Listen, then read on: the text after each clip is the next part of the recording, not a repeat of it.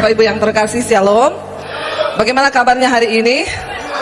Luar biasa, karena kita punya Tuhan yang luar biasa. Terima kasih buat Bapak Gembala dan seluruh jemaat yang sudah memberikan kepercayaan saya boleh ada di sini lagi.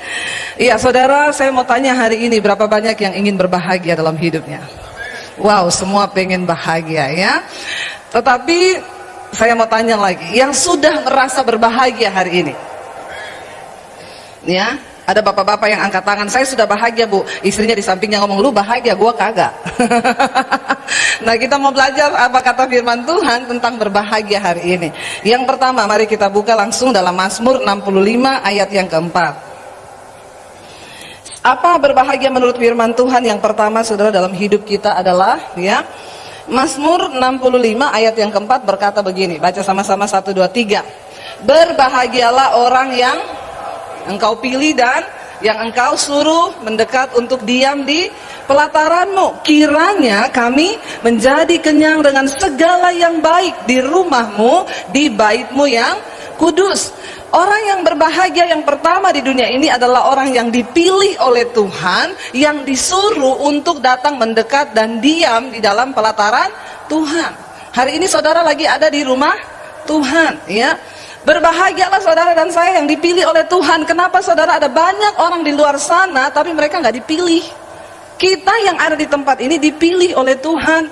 Karena itu Yesus berkata, bukan engkau yang memilih aku, tapi aku yang memilih kamu. Bilang kanan kirimu, kamu tuh orang yang dipilih Tuhan loh. Ya, kita adalah orang yang dipilih oleh Tuhan. Kenapa saudara ayat ini berkata berbahagia orang yang dipilih oleh Tuhan? Karena saudara, kebutuhan hidup yang pertama manusia di dunia ini adalah mengenal Tuhan. Tanpa mengenal Tuhan, kita tidak akan mungkin berbahagia. Mau sekaya apapun orang, saya ini sudah ketemu dengan banyak orang kaya raya ya, tapi tidak berbahagia hidupnya. Ya, saya diundang di satu rumah orang kaya banget di Jakarta. Ibu bisa datang ke rumah saya enggak? Saya pengen didoakan sama ibu. Saya datang saudara, rumahnya dijaga sama tentara loh. Ya, saya masuk, iya mari ibu, sudah ditunggu sama ibu di dalam. Saya masuk, rumahnya udah kayak sorga di bumi. Kenapa saya bilang sorga di bumi? Indah banget rumahnya saudara. Begitu masuk ke dalam ngobrol sama ibunya, saya bilang, ibu tuh bahagia banget ya. Rumah ibu luar biasa, pasti rumah tangga ibu berbahagia, sudah punya segalanya. Dia bilang, Bu Debi, justru itu saya ajak ibu ke sini. Kenapa? Saya sama suami sudah pisah ranjang, kita nggak tidur bareng sudah 4 tahun. Oh, kenapa ibu beli ranjang yang kecil?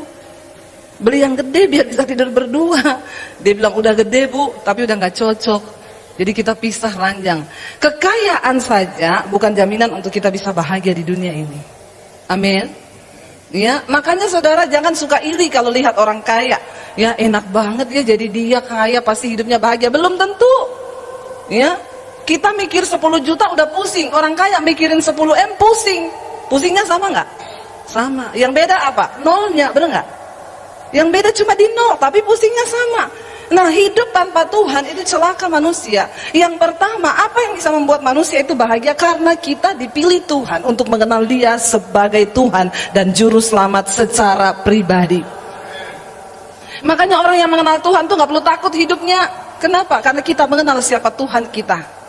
Kita tahu Dia Tuhan yang turut bekerja dalam segala sesuatu. Apalagi yang paling berbahagia orang yang mengenal Yesus Kristus sebagai Tuhan. Kenapa? Dialah satu-satunya Tuhan yang datang ke bumi, mau mati buat saudara dan saya. Karena tidak ada seorang pun yang bisa luput dari yang namanya hukuman dosa, kecuali di dalam salib Yesus Kristus Tuhan. Amin.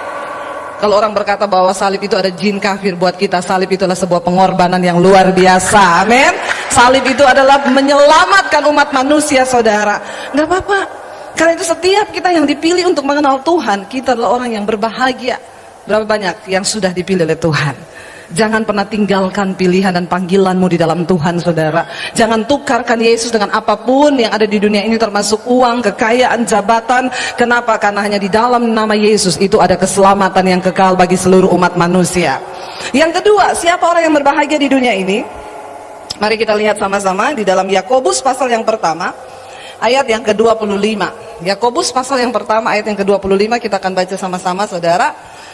Baca 1, 2, 3 dengan suara yang keras. 1, 2, 3. Tetapi barang siapa yang meneliti hukum yang sempurna, yaitu hukum yang memerdekakan orang, dan ia bertekun di dalamnya, jadi bukan hanya mendengar untuk melupakannya, tetapi sungguh-sungguh melakukannya, ia akan berbahagia oleh perbuatannya. Katakan amin. Kalau kita melihat satu persatu dari ayat ini, saudara, dikatakan begini, ya, barang siapa yang meneliti hukum yang sempurna. Saya mau tanya kepada saudara, kira-kira menurut saudara hukum yang sempurna itu apa? Firman Tuhan. Banyak hukum di dunia ini, tetapi bagi kita yang percaya, hukum yang paling sempurna itu adalah hukum Tuhan, yaitu firman Tuhan. Jadi ayat ini berkata, barang siapa yang meneliti hukum yang sempurna, yaitu firman Tuhan, ya, lalu di sana dikatakan, ya, dan bukan hanya mendengarkan, ya, tetapi hukum yang memerdekakan orang, dan ia bertekun di dalamnya, bukan hanya mendengar lalu melupakannya, tetapi sungguh-sungguh melakukannya, ia berbahagia karena perbuatannya. Saya pengen kita belajar satu-satu, saudara. Meneliti hukum yang sempurna. Siapa yang tiap hari membaca firman Tuhan? Berarti Anda sudah membaca, tapi tidak sampai di membaca saja. Yang kedua, kita harus masuk kepada meneliti, ya. Artinya apa? Kita sungguh-sungguh cari tahu apa sih kebenaran dari ayat firman Tuhan ini. Karena di ayat yang lain dikatakan begini, jika tersingkap, maka firman itu memberikan faedah yang luar biasa jika tersingkap. Persoalannya banyak orang baca firman tapi tidak tersingkap. Ya, ada yang bilang, Bu, saya tuh bingung ya, tiap kali baca Alkitab mesti ngantuk. Tidak usah angkat tangan. Kalau malam tuh nggak bisa tidur ya, saya baca Alkitab langsung ngantuk loh saya. Ya, jadi Alkitab itu obat tidur yang baik. Ya, bertobat loh saudara. Kita baca Alkitab, kita teliti apa sih maksud dari ayat itu. Lalu di sana dikatakan, yaitu hukum yang memerdekakan orang. Saudara, semua hukum itu dibuat untuk menemukan kesalahan lalu memenjarakan orang. Tapi firman Tuhan dikatakan Alkitab adalah hukum yang memerdekakan orang. Artinya apa, saudara? Saya tuh bersyukur. Beberapa bulan yang lalu Tuhan suruh saya untuk bergerak di pelayanan media. Lalu Tuhan suruh saya bingung pelayanan media itu apa. Di beberapa TV di Jakarta saya sudah ada yang minta rutin untuk sampein firman. Saya bilang sudah Tuhan, tapi kayaknya enggak. Lalu Tuhan taruh saya mulai harus buka channel di YouTube, saudara. Ya, jadi saya punya channel YouTube Debbie Basjir TV, tolong like dan subscribe. Ya, lalu saya buka, saudara, itu saya tayangkan firman-firman. Saya begitu kaget setelah melihat apa yang Tuhan kerjakan. Saudara, YouTube itu lintas agama, lintas budaya, lintas negara, ya, dan itu menembus semua tembok-tembok yang tertutup bahkan bagi manusia. Itu bisa menembus. Ternyata salah satu cara pemberitaan Injil yang hari ini Tuhan bukakan adalah lewat YouTube. Lalu saya mulai beritakan. Satu saat saya ditelepon dari satu orang subscriber di Belanda. Dia bilang gini, dia WA saya, Ibu, saya bisa nggak konseling sama Ibu? Lalu saya balas, ya, kenapa? Lalu dia cerita, saya sudah 5 tahun tidak ke gereja. Kenapa? Saya tersinggung sama orang gereja, dan saya kepahitan sama orang gereja, saya kepahitan sama gembala. Jadi sudah 5 tahun saya tidak ke gereja, saya tidak ada hubungan dengan orang Kristen, saya tidak berdoa, saya tidak pernah lagi mencari Tuhan, saya nggak pernah baca Alkitab. Orang Kristen zaman now tersinggungnya sama manusia, marahnya sama Tuhan. Coba kalau Tuhan cabut nyawa kita, satu menit aja nggak dikasih napas, mati nggak kita? Jadi jangan sembarangan, saudara, ya, karena kepahitan sama manusia lalu kita marahnya sama Tuhan. Bukankah hidup yang kita punya hari ini itu karena Tuhan? Amin. Lalu saya bilang sama dia, kenapa? Lalu dia bersaksi, dia bilang, Ibu, saya kan udah 5 tahun gak ke gereja. Karena kepahitan, saya udah blok semua nomor telepon orang gereja. Jadi suaminya dia itu bule, saudara, di Belanda. Waktu itu dia bilang dia baru mau ajak suaminya ke gereja. Dia bilang, Ibu bisa bayangkan ngajak orang bule ke gereja itu susah banget. Ya, karena mereka tuh rata-rata gak percaya Tuhan. Akhirnya diajak mau, saudara. Sampai di gereja, kena masalah sama orang gereja. Lalu kepahitan, tidak lagi ke gereja. Akhirnya dia bilang, 5 tahun saya nggak ke gereja. Saudara bisa bayangkan orang 5 tahun tidak berdoa, tidak ke gereja, nggak pernah memuji Tuhan, itu mukanya kayak apa? Lalu hidup dalam kepahitan, itu mukanya udah ketekuk-tekuk, bener nggak? Kita ini kan ada masalah nyanyi aja ya, punya persoalan berat, tiba-tiba Yesus pegang erat tanganku, air mata kita menetes, bener nggak? Udah jadi satu pelepasan, ada kelegaan yang baru, bener nggak saudara? Nah ini 5 tahun nggak ke gereja, nggak ketemu orang Kristen, nggak berdoa, nggak pernah ketemu hadirat Tuhan. Ini orang yang paling capek hidupnya di dunia. Akhirnya saudara, ya saya bilang, ya udah sekarang ibu gimana? Dia cerita, saya kecelakaan, lalu kecelakaan, suaminya kecelakaan. Ya, lihat saudara, ya, orang tuh kalau sudah jauh dari Tuhan, beruntun itu terjadi. Lalu waktu saya kecelakaan, saya operasi patah tangan, lalu dokter bilang saya tidak boleh kemana-mana 3 bulan, harus istirahat di rumah, tidak boleh kerja. Dia bilang di rumah itu saya dengar lagu di YouTube, ya, tapi bukan lagu rohani, lagu Sweet Memory. Ya, dia dengar lagu-lagu Sweet Memory. Lalu satu kali dia bilang, waktu lagunya habis, ganti ke khotbah saya. Lalu dia lihat gini, apa lagi nih Debbie Basir, dia lewatin. Tapi setiap hari seperti itu, khotbah saya muncul terus di timeline-nya dia buang sampai saudara berbulan-bulan. Akhirnya dia tergerak gini, kenapa ya? Coba dengerin aja lah, ini pendeta ngomong apa sih? Lalu dia klik. Waktu dia klik, dia lagi denger saya ngomong. Mungkin pas yang khotbah saya gini, saudara, orang yang hidup dalam kepahitan itu seperti orang yang minum racun, tapi dia berharap orang lain yang mati. Bodoh nggak? Ya siapa yang mati kalau dia minum racun? Ya yang minum racun yang mati, bener nggak? Tapi orang yang kepahitan itu, dia minum racun, tapi dia berharap orang lain yang mati. Ya bodoh nggak kita? Iya saudara. Lalu dia dengar itu, lalu dia bilang loh, dia mulai dengar saudara, ya dia kayak dijamah Tuhan. Lalu tiap hari dia dengerin khotbah saya. Sampai satu kali dia masuk di inbox saya, dia tanya, Bu, saya bisa minta nomor HP? Akhirnya saya kasih nomor HP, lalu dia telepon itu saudara. Nah waktu dia ngomong begitu, saya bilang, oh ibu nggak benar Bu, ibu harus cari gereja. Kenapa? Ibu harus bertumbuh di gereja. Sekalipun ibu kepahitan sama orang gereja, tapi jangan biarkan, loh saudara, bukankah di gereja ini tempat kita dibentuk? Gereja ini bengkel. Jadi kalau saudara tersinggung sama orang gereja, haleluya, puji Tuhan 12 kali, berarti Tuhan mengasihi dan sedang membentuk Anda, amin. Ya itu cara Tuhan untuk membentuk kita, karena Alkitab bilang besi menajamkan manusia, menajamkan sesamanya. Akhirnya saudara dia telepon, ya lewat telepon saya berdoa, Bu saya mau berdoa buat ibu. Lalu saya berdoa di telepon, dia nangis di jamah Tuhan, nangis sejadi-jadinya. Saya berdoa, segala kepahitan aku patahkan, hancurkan di dalam nama Yesus, lepaskan Tuhan. Setelah selesai berdoa dia bilang, Ibu saya tutup dulu sebentar teleponnya ya, saya rasa kepengen muntah. Lalu saya bilang, gak apa-apa ibu, pergi aja ke toilet cepat sekarang muntah, lalu bilang dalam nama Yesus gitu ya. Dia ke toilet, dia muntah-muntah, dia bilang di toilet itu, abis itu dia telepon saya lagi, dia bilang, Bu saya muntah di toilet tapi saya bingung, di toilet saya muncul gambar kepala singa. Lalu singa itu bilang, kamu jangan pernah hubungi pendeta itu lagi, buang nomor teleponnya. Lalu dia terjadi satu pergolakan batin saudara. Dia ambil telepon, dia mau telepon saya, tangannya kayak dipukul, HP-nya jatuh. Sampai berkali-kali, saudara lihat ya, jangan main-main saudara. Kalau engkau sudah ke gereja, dipilih oleh Tuhan, bertumbuh di gereja, jangan pernah tinggalkan karena kepahitan, maka setan bisa menguasai hidup kita. Lalu saudara dia terus berusaha hubungi saya sekalipun HP-nya jatuh, lalu dia telepon saya. Dia bilang, Ibu 5 tahun saya tidak pernah menangis. Saudara, orang yang tidak pernah nangis itu bahaya. Kenapa saudara? Karena saudara tahu Tuhan menciptakan kita manusia itu punya emosi. Kenapa Tuhan kasih kita air mata? Supaya kita bisa menangis. Waktu engkau menangis, ya, bahkan di dunia psikolog pun orang itu saudara dikatakan ketika manusia menangis apa yang terjadi? Engkau sedang membuang racun lewat air mata, itu toksin. Jadi ketika kita menangis, kita lewat air mata tuh membuang racun. Yang kedua, waktu kita menangis, tubuh ini memproduksi hormon anti stres.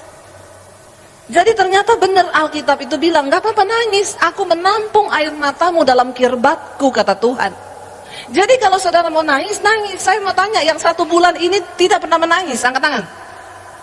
Jangan-jangan ada nih orang Kristen yang tidak pernah menangis saudara. Kita menangis bukan karena cuma banyak utang, kita menangis karena Tuhan itu baik. Saya nih di mobil bisa nangis sendiri, di kamar mandi saya bisa nangis, di dapur saya bisa nangis ketika saya ingat Tuhan, engkau baik buat saya. Tuhan engkau baik. Waktu naikkan pujian saya bisa menangis. Kenapa? Karena saya merasakan Tuhan. Kenapa orang yang selalu ketemu Tuhan tuh suka nangis? Bukan karena cengeng. Karena ternyata menangis itu manfaatnya banyak sekali buat manusia. Itu Tuhan yang menciptakan. Waktu engkau menangis, engkau melepaskan toksin, engkau membuang racun lewat air mata. Waktu engkau menangis, tubuhmu memproduksi hormon anti stres. Jadi menangislah saudara. Dia nggak pernah nangis. Waktu saya berdoa buat itu telepon, dia pecah tangisnya saudara. Dan saudara tahu ketika pecah tangisnya apa yang dia rasakan? Pelong hatinya, damai sukacita, damai sejahtera. Akhirnya saya bilang sama dia, ibu udah dilepaskan, ibu udah dipulihkan. Iya. Dan dia mengalami sesuatu yang baru. Beberapa waktu yang lalu dia datang ke Indonesia, ke Jakarta saudara. Dia bilang, saya bingung bu, sejak ibu doakan saya, tiap hari saya menangis. Tiap hari tanpa alasan air mata saya berurai. Kenapa? Karena Tuhan itu baik. Amin saudara. Ya. Kenapa dia bisa mengalami kemerdekaan? Karena firman Tuhan bilang, ini adalah hukum yang memerdekakan orang. Setiap orang yang membaca firman Tuhan, kita pasti dilepaskan dari semua ikatan dosa. Karena Alkitab adalah firman Tuhan yang melepaskan kita dari segala ikatan dosa. Firman Tuhan adalah hukum yang memerdekakan. Lalu bisa dikatakan bukan hanya untuk mendengar saja lalu melupakan, tetapi sungguh-sungguh melakukannya. Ia berbahagia karena perbuatannya. Kita bahagia karena perbuatan kita, bukan karena perbuatan orang lain. Jadi saudara, ketika engkau mengerti firman ini, berhentilah menuntut suamimu harus membahagiakan engkau. Berhentilah menuntut agar istrimu bisa membahagiakan engkau. Enggak, kita berbahagia karena perbuatan kita sendiri yang melakukan firman Tuhan. Satu kali ada seorang ibu datang sama saya konseling. Bu Debbie, suami saya itu kan suka anjing ya bu. Dia pelihara dogi di rumah. Saya tuh gak suka sama dogi. Dan ibu tahu suami saya kebangetan bu. Itu dia kalau pulang kantor tidak langsung masuk rumah. Dia langsung ke samping menemui doginya. Bayangkan saya sama dia tidak ketemu satu hari. Dia kerja dari pagi pulang udah malam. Waktu pulang dia gak datangi saya, dia datangi doginya. Lalu dia bercanda sama dogi itu sampai setengah jam bu. Ibu, saya mau tanya sama ibu, saya mau racunin doginya boleh nggak? Ya, saya bilang ibu jangan diracunin itu dogi itu tidak berdosa. Lah tapi kan kalau kayak begini rumah tangga saya gimana bu? Bu, daripada ibu racunin doginya, lebih baik ibu belajar dari dogi. Lo bener nggak saudara? Maksudnya, ya ibu cari tahu kenapa suami ibu tiap pulang langsung ketemu dogi. Coba pelajari, saudara dogi itu yang punya dogi ya. Kita tuh kalau pulang dia saudara nyambut kita itu dari dalam udah teriak-teriak. Begitu kita masuk kita dipelukin, diciumin. Bener nggak yang punya dogi? Saya sih punya. Ya. Dan itu saudara, itu kita tuh lihat dogi itu aduh seneng gitu ya. Saya bilang ibu coba belajar dari dogi. Mulai besok kalau suami ibu pulang sebelum dia belok ke kandang dogi, ibu buka pintu pagar. Waktu suami ibu masuk, ibu langsung, hai sayang, I love you, I need you, I want you. Peluk dan cium dia, amin ibu. Ya, sebelum dia di kandang dogi, nah dia ketemu ibu begitu. Saya yakin kalau ibu lakukan tuh besok, dia tidak belok kanan, dia langsung masuk ketemu ibu, dia peluk sama ibu, amin. Saudara, kenapa kita berbahagia? Karena perbuatan kita. Saya pernah begitu soalnya. Ya, ini saya datang sama suami saya, yang paling ganteng di sini. Udah pasti karena namanya juga suami saya. Di mana-mana kecap itu harus nomor 1. Saya satu kali dia doa pagi di gereja. Saya WA dia, "Say, cepet pulang ya. Saya ini lagi masak sayur lodeh kesukaanmu." Begitulah cara istri-istri suruh suami cepet pulang. Amin ibu-ibu. Jangan bilang cepet pulang. Aku nggak punya duit. Nah itu mesti suaminya nggak pulang. Malah pergi tambah jauh. Ya lalu saudara, saya tanya dia, saya udah lapar, kamu udah sampai mana? Dia bilang udah masuk komplek nih, sebentar lagi nyampe. Oke, saya tunggu ya, kita makan bersama. I love you, dia balas. Oke, siap. Lalu kita kirim love. Suami istri harus masih tetap gitu loh ya. Jangan bilang udah ya nggak usah gitu lagi lah bu, udah tua, udah gini. Jangan. Cinta itu dibangun, rumah tangga itu dibangun. Karena dia bilang dia udah masuk komplek, ya saya tunggu saudara. Saya udah tata di meja makan, udah nunggu dia gitu ya. Kalau dia masih di Semarang jangan ditunggu, kelamaan nanti mati. Ya lalu dia pulang, saya udah dengar suara mobil, saya udah dengar ini pagar dibuka, oh suami saya udah datang. Ya, saya udah duduk di meja makan nungguin saudara. Ya, tiba-tiba dia masuk rumah saudara. Ya itu disambut sama dogi. Dia mainan sama dogi saudara, sampai guling-guling di lantai. Saya duduk nungguin saudara, udah berapa menit saya liatin, lalu saya batuk. Ya, lalu dia lihat saya bilang, emang enak, udah dari tadi loh saya tunggu, udah lapar. Dia datang, oh iya saya, sorry ya saya, soalnya dia itu dogi lucu. Saya bilang, emang saya kurang lucu? Lalu saya mau tanya saudara, kalau saya stres lalu saya bunuh itu dogi, yang goblok siapa? Yang goblok kita kan. Kenapa saya harus merasa tidak berbahagia karena begitu? Ya akhirnya saya bilang, ayo dong makan sini. Kita berbahagia karena perbuatan kita. Karena kita melakukan firman Tuhan. Jangan suka kepahitan, dilarang orang Kristen baper, koper, bagasi.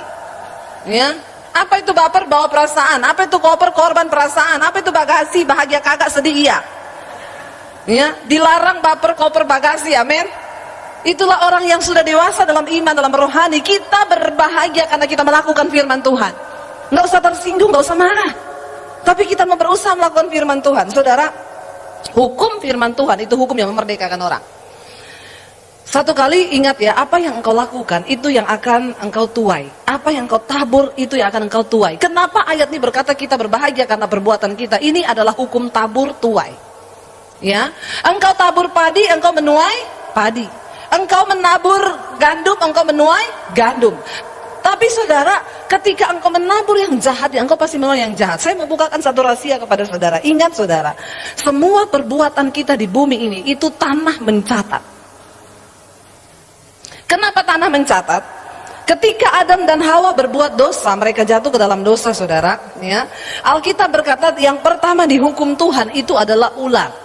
Tuhan berkata begini, ular, karena engkau sudah mengikuti bujukan iblis dan engkau membujuk manusia untuk berbuat dosa, maka terkutuklah engkau di antara segala binatang, dengan perutmu lah engkau akan berjalan. Tidak ada hal yang paling menyiksa selain berjalan dengan perut. Coba saudara pulang, coba di rumah. Ya saudara tengkurap gitu terus berjalan sama perut, itu nggak mungkin jalan saudara. Itu pasti, apalagi yang gendut cuma toing-toing di tempat, nggak bisa jalan tuh saudara ya. Itu siksa ya. Lalu yang kedua, Tuhan bilang gini kepada Adam, Adam, karena engkau mengikuti bujukan ular dan juga perempuan itu, maka terkutuklah tanah bagimu. Yang dikutuk Tuhan itu tanah. Engkau dengan bersusah payah akan mencari nafkah di atas tanah, tetapi semak durilah yang akan engkau dapetin. Dengan susah payah mencari rezekimu saudara ya, semak duri dan rumput duri yang akan engkau hasilkan, yang dihasilkan tanah. Kenapa tanah yang dikutuk? Karena tanah itu berbicara tentang kehidupan. Kita dicipta dari tanah. Mau kaya mau miskin hari ini saudara, kita semua hanya dicipta dari tanah. Tapi kalau hidupmu terlalu banyak masalah, jangan-jangan dari tanah sengketa. Nah, itu perlu didoakan pelepasan itu ya. Saudara, ya, jadi sejak tanah dikutuk, sejak saat itu tanah mencatat semua perbuatan hidup kita. Buktinya apa? Ketika Kain membunuh Habel, Alkitab berkata, dari mana? Dari tanah. Darahnya berteriak meminta keadilan kepada Tuhan dari tanah. Darahnya minta keadilan dari tanah. Ada orang yang bilang gini, tapi kan saya berselingkuh di atas lantai 20. Bukan di atas tanah, hati-hati. Bangunan itu dibangun di atas tanah. Dan semua perbuatan hidup kita dicatat oleh tanah. Saudara, di dalam kitab Yesaya dikatakan begini, bumi ini terkutuk, bumi ini cemar karena penduduknya melanggar hukum. Saya mau tanya sama saudara ya sekarang. Beberapa bulan yang lalu saya diundang ke Hong Kong saudara ya, oleh salah satu subscriber Debbie Basir TV di channel YouTube saya. Kita bikin seminar di sana tentang amanat agung. Ada 250.000 orang Indonesia di Hong Kong. Lalu saya pergi ke sana ya. Saudara, waktu saya di sana, saya melihat Hong Kong itu begitu makmur dan luar biasa. Saya mau tanya sama saudara, lebih kaya mana, Indonesia atau Hong Kong? Indonesia. Indonesia ini negara penghasil. Ya, salah satunya adalah emas. Itu salah satu negara penghasil emas terbesar, Indonesia. Apalagi di daerah Jawa itu banyak sekali emas. Mas Joko, Mas Bambang, Mas Sentot, itu emas saudara. Tapi benar, Indonesia penghasil emas. Kekayaan alam kita luar biasa. Hong Kong tidak memiliki apa-apa. Mereka bukan penghasil, mereka hanya negara distributor. Saya mau tanya saudara, yang lebih beragama itu Indonesia atau Hong Kong? Indonesia, ya. Negara kita sangat beragama, ya. Saking beragamanya Tuhan diajak politik, tolak, ya. Itu saudara, Indonesia ini beragama loh. Yang lebih banyak berdoa Indonesia atau Hong Kong? Indonesia, ya. Saking rajinnya berdoa, di mana-mana jadi tempat doa. Tapi saya mau tanya, yang lebih makmur Indonesia atau Hong Kong? Hong Kong. Saya di sana setiap pagi diajak ngeteh. Restorannya gede banget. Isinya orang tua semua di atas 60 tahun. Saya tanya sama ibu yang ajak saya, Bu, saya itu bingung di Hong Kong ini, kenapa? Tiap pagi kita ngeteh, isinya orang tua loh. Di atas 60 tahun orang tua semua. Itu kenapa ya Bu? Dia bilang, oh iya Bu Debbie, ibu mau tahu kenapa? Karena di Hong Kong ini di atas 60 tahun dapat uang teh dari pemerintah sebulan 7 juta. Wow enggak? Dari pemerintah orang tua di atas 60 dapat uang teh 7 juta sebulan. Di Hong Kong 7 juta untuk uang teh, di Indonesia buat cicil rumah. Loh bener nggak? 7 juta tuh gede saudara ya. Lalu saya mau tanya saudara ya, di sana itu kita lihat benar-benar ya itu makmur, mereka itu negaranya. Saya tanya sama ibunya itu, Bu, dia kan orang Indonesia, dia menikah sama orang Hong Kong, dia nggak punya anak. Dia udah umur 60 dan dia juga sudah dapat 7 juta tiap bulan. Saya tanya, ibu nggak pengen pulang ke Indonesia? Dia bilang, kenapa pulang ke Indonesia? Ibu nggak takut hari tua ibu nanti bagaimana?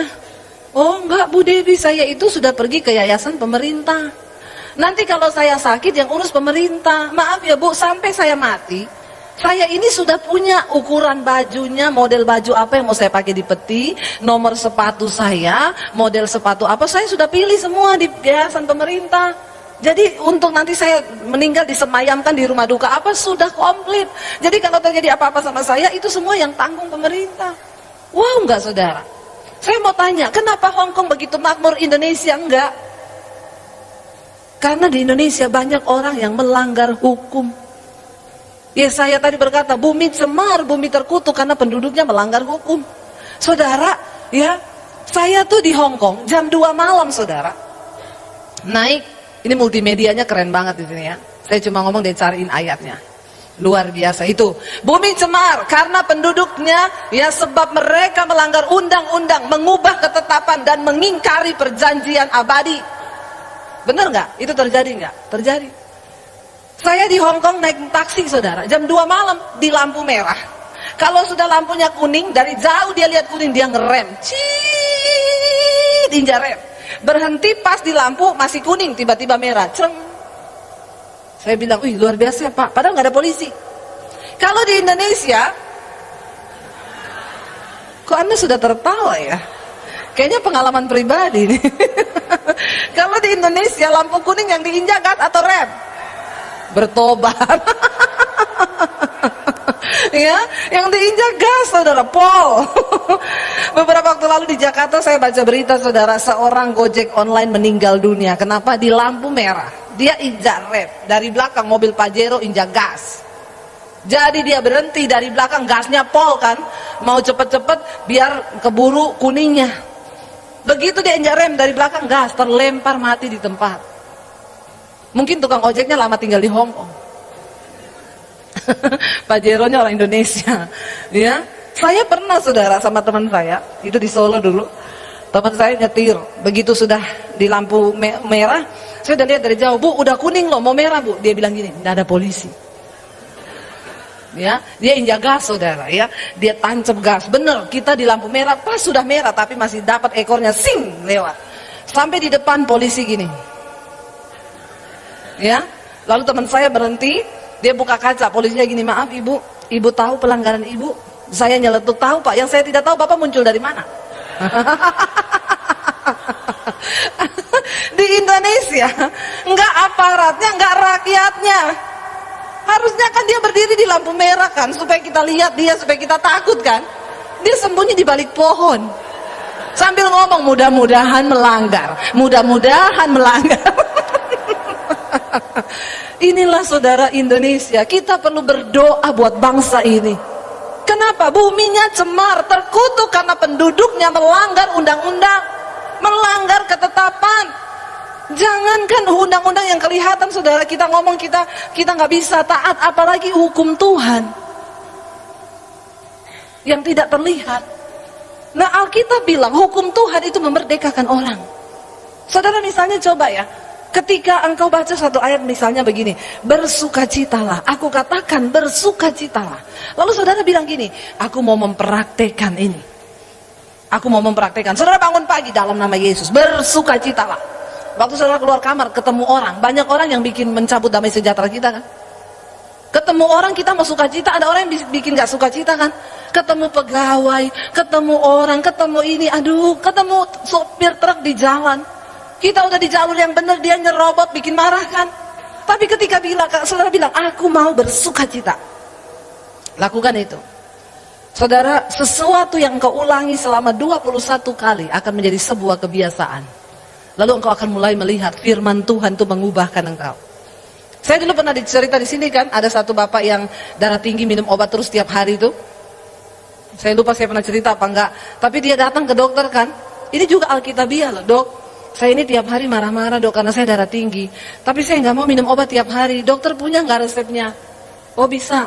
Bapak coba, ya 1 hari bapak minum jus. Pagi jus timun, malam siang jus apel, malam jus belimbing. Lalu bapak coba itu seminggu ya, nanti bapak kembali lagi. Dia balik, nggak bisa dok, tetap darah tinggi, tetap minum obat. Yaudah coba 2 kali lipat dosisnya ditambah, 2 gelas, dilakukan 1 minggu, balik. Gimana perubahannya? Malah tambah darah tinggi, kenapa? Kembung perut saya.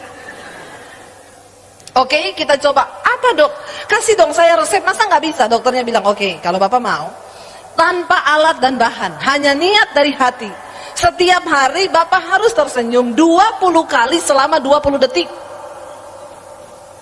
Mau nggak? Oh gampang dia bilang, cuma senyum kan? Iya 20 detik, oke. Dia pulang, naik ke mobil, sopirnya buka pintu. Mari pak, gimana pak? Terima kasih. Sopirnya bingung, kok bapak jadi gini ya? Dia hitung 20 detik, 1, 2, 3, 4, 5, 6, sampai 20 detik. Sampai di rumah pulang istrinya tanya, gimana pak? Tadi hasil dokter, biasanya kan marah. Urusan saya toh, kenapa tanya-tanya? Begitu ditanya istrinya, gimana pak? Baik mah. Saya masuk kamar dulu ya, dia hitung 1, 2, 3, 4, 5, 20 detik. Begitu bangun pagi, anak-anaknya duduk di meja makan, istrinya biasanya dia kalau keluar ketemu anak, kamu kuliahnya gimana? Papa nggak mau ya buang-buang uang terus kuliah tidak pernah selesai. Begitu itu anaknya gini, pagi pak, anaknya udah siap mau dihakimi apa lagi nih? Pagi pak, bapaknya gini, kuliahmu gimana? Ya 20 detik. Ya dia hitung udah 4 kali. Lalu dia mau pergi kantor, bapak berangkat dulu ya nak ya, yuk mah. Berangkat dia, semua anaknya gini. Karena mau sembuh. Lalu dia datang di kantor, saudara. Ini saat yang menegangkan di kantor. Pegawainya lagi ketawa-ketawa di kantor. Begitu dengar mobilnya, bos datang. Ternyata bosnya ini punya karunia, punya roh kuda merah. Apa itu di dalam kitab Wahyu? Pencabut damai sejahtera. Jadi kalau dia datang orang ketawa, langsung hilang damai sejahtera. Ada loh orang-orang model begitu. Saya berdoa di sini bapak-bapak tidak ada yang begitu, amin. Ibu-ibu juga tidak ada, amin. Kita pembawa roh sukacita, amin. Jangan bawa pencabut damai sejahtera, amin. Usir itu roh kuda merah. Ya, jadi dia datang saudara di kantor langsung lagi tadi ketawa-ketawa, pegawainya langsung diam. Pagi pak, dia tiba-tiba ini pagi. Kerja yang benar ya. Pegawainya semua gini. Dia masuk ke ruangan saudara, 20 detik kan. Dia lewati, dia hitung 1, 2, 3. Sampai di ruangan, ini hal yang sangat-sangat ditunggu dan sangat membuat dia emosi. Pegawainya ketok pintu, tok tok tok tok. Permisi pak, iya mau laporan keuangan. Datang saudara bendaharanya. Ini biasa dia ngamuk kalau ada salah angka. Kalau dulu dia ngamuk, goblok ya, ini kan bisa salah. Dia kan dokter udah bilang harus senyum kan, terutama di saat bapak mau marah. Jadi pegawainya ketuk pintu, tok tok tok pak, laporan keuangan. Mari duduk. Kalau dulu gini, mari masuk, awas kalau ada yang salah. Ini tidak. Duduk ya. Lalu dia bilang, pak ini gini gini, ada yang salah 1 angka saudara. Dia bilang gini, ini kok salah ya goblok ya. Gobloknya tetap saudara, cuma sambil senyum. Jadi orang gak tersinggung kan. Kalau dulu kan dia ngomong, goblok kamu ya, ini kenapa salah? Ini enggak, ini salah ya goblok ya. Ya, lalu saudara, ya, oh iya Pak, maaf Pak, perbaiki ya blok ya. Ya, lalu dia koreksi saudara, akhirnya pegawainya, oke Pak, makasih ya Pak, iya, udah mau keluar pintu dia panggil blok. Jangan lupa loh ya. Tapi sambil senyum. Saudara tahu waktu dia lakukan itu 1 minggu, dia balik ke dokter. Dokter bilang, gimana Pak? Iya loh dok, saya nggak minum obat 1 minggu, tekanan saya itu normal. Dia tanya, loh dok kenapa bisa ya? Dokter bilang gini, Pak, ketika seseorang tersenyum, tubuhnya itu memproduksi sejenis hormon yang namanya endorfin. Itu sejenis morfin yang tugasnya, gunanya apa? Menenangkan hati. Coba saudara tersenyum, itu morfin lagi keluar, itu morfin, dia blok ya. Itu morfin lagi keluar itu. Hati kita tenang tuh, ayem, tekanan darah tuh normal. Amin bapak-bapak. Coba saudara, coba di rumah tersenyum terus, di kantor tersenyum terus. Tapi kalau Anda marah-marah, Anda stres, maka itu benar tadi firman Tuhan itu bilang, maka engkau akan berbahagia oleh perbuatanmu. Katakan amin. Ya, dan ketika kita berbahagia oleh perbuatan kita, kenapa? Karena kita melakukan firman Tuhan. Tidak ada satu orang pun yang bisa mencuri kebahagiaanmu ketika engkau terus punya prinsip, aku berbahagia karena perbuatanku melakukan firman Tuhan. Saudara, hari-hari ini ingat, kita hidup ini di dunia ini singkat. Alkitab bilang cuma 70 tahun. Kalau nyampe, karena banyak yang tidak nyampe. Selanjutnya ada nggak? Ada yang 80 sampai 100 banyak, tapi kebanggaannya adalah sakit, penyakit dan penderitaan. Karena memang itu Alkitab sudah bilang, ya. Makanya kalau berdoa juga jangan terlalu minta panjang-panjang. Ya, saya udah ketemu 2 orang di Jakarta, berapa orang, bukan cuma 2, yang umurnya 100 lebih. Ketemu mereka, apa Oma, mau didoakan apa? Doakan biar mati. Udah 2, yang satu juga begitu, Pak mau berdoa buat apa? Ulang tahun yang ke-106. Masih sehat. Bapak mau didoakan buat apa? Biar mati Bu Pendeta. Lah kenapa pengen mati?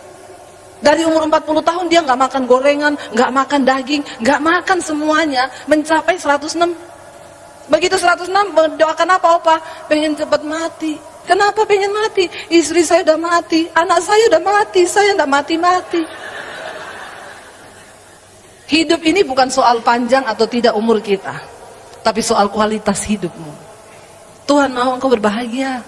Bukan cuma bahagia di bumi, ketika engkau melakukan firman Tuhan, mati kita dapat hidup dalam kekekalan. Amin. Dan waktu kita dapat hidup dalam kekekalan, kita bisa menikmati semua yang baik yang dari Tuhan. Saudara, karena hari ini suami saya ikut bersama dengan saya minta suami saya main piano, kita nyanyi sama-sama. Ya, untuk imam musik dibawa aja dulu. Saya pengen kita semua mau bilang sama Tuhan hari ini, kami mau Tuhan hidup kami menggenapi firman-Mu. Kita sama-sama minta kepada Tuhan, mari kita bangkit berdiri bersama saudara. Biar kita mau bilang, Tuhan, kami mau menikmati, kami mau menggenapi firman Tuhan dalam hidup kami. Karena kami percaya ketika kami menggenapi firman Tuhan, maka kami berbahagia karena perbuatan hidup kami di dunia ini. Biar kita mau berkata hari ini, ajar kami menjadi umat yang bukan hanya meminta Tuhan menggenapi rencana-Mu atas hidup kami, firman-Mu atas hidup kami, tapi kami mau jadi orang Kristen, anak Tuhan, umat Tuhan yang mau berkata, kami mau menggenapi firman-Mu dalam hidup kami Tuhan. Kami mau melakukan firman-Mu dalam hidup kami, karena kami tahu tidak ada satupun sumber kebahagiaan dalam hidup kami selain hanya di dalam firman-Mu. Ketika kami mau melakukan firman Tuhan, itulah kebahagiaan di hidup kami. Kami bawa hidup kami pada siang ini Tuhan, pagi ini ke dalam tangan-Mu. Ampuni kami.